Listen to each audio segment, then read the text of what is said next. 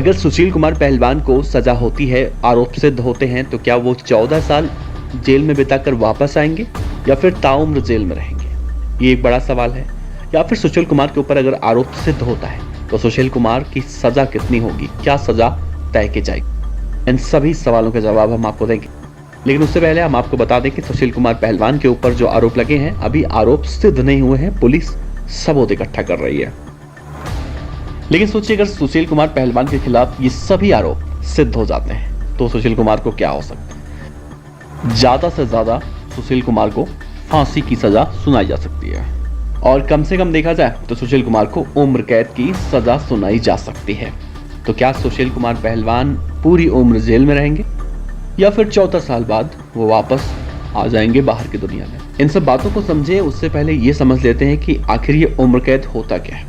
कुछ लोग ये कहते हैं कि उम्र कैद वो होता है कि इसमें 14 साल की सजा होती है, जिसमें रात और दिन दोनों काउंट किए जाते हैं, और रात और दिन दोनों को मिला के 2 दिन के हिसाब से, 2 यूनिट के हिसाब से जोड़ा जाता है, और वो 7 साल में या 14 साल में छूट जाता है। अलग अलग जगह अलग अलग जेल के नियम होते हैं।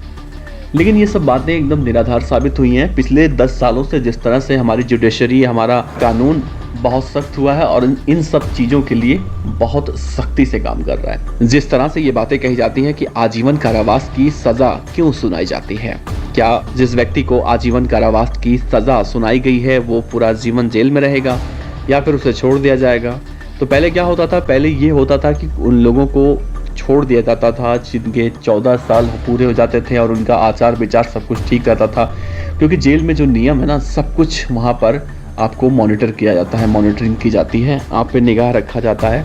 और जब ये साबित हो जाता है कि आप मतलब जो गुनाह करके आए हैं, जो कृत्य करके आए हैं, अब आप बहुत बदल चुके हैं, तो आपको वहाँ से छुट्टी मिल जाती है 14 सालों बाद। तो वहाँ से कैदी को 14 सालों के बाद इजाज़त मिल जाती है, जमानत मिल जाती है जाने की। अब देखना अहम होगा, पहलवान जी के खिलाफ सब कुछ साबित हो जाता है तो पहलवान जी क्या 14 साल बाद वापस आएंगे, 7 साल बाद वापस आएंगे, या फिर ताउम्र जेल में रहेंगे? ये तो तब देखना बड़ा अहम होगा जब ये सब कुछ समय चलेगा, सजा सुनाई जाएगी, आरोप सिद्ध होगा, ये सब तब की बातें हैं। लेकिन सुशील कुमार पहलवान को इस मामले में अगर सजा होती है तो उम्र कैद होगी या फिर फांसी हो सकती है, ऐसा वकील कह रहे हैं। सुप्रीम कोर्ट के कई वकील कह रहे हैं ऐसा।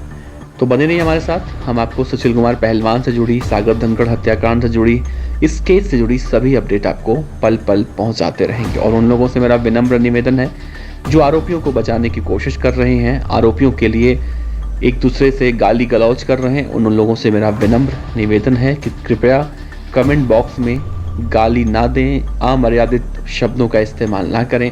सबकी अपनी अपनी भावनाएं हैं, अपने अपने विचार हैं, वो अपने विचार रख सकते हैं, लेकिन मर्यादित शब्दों में। क्या कहते हैं आप? जरूर सुझाव दीजिएगा। बहुत बहुत शुक्रिया आपका।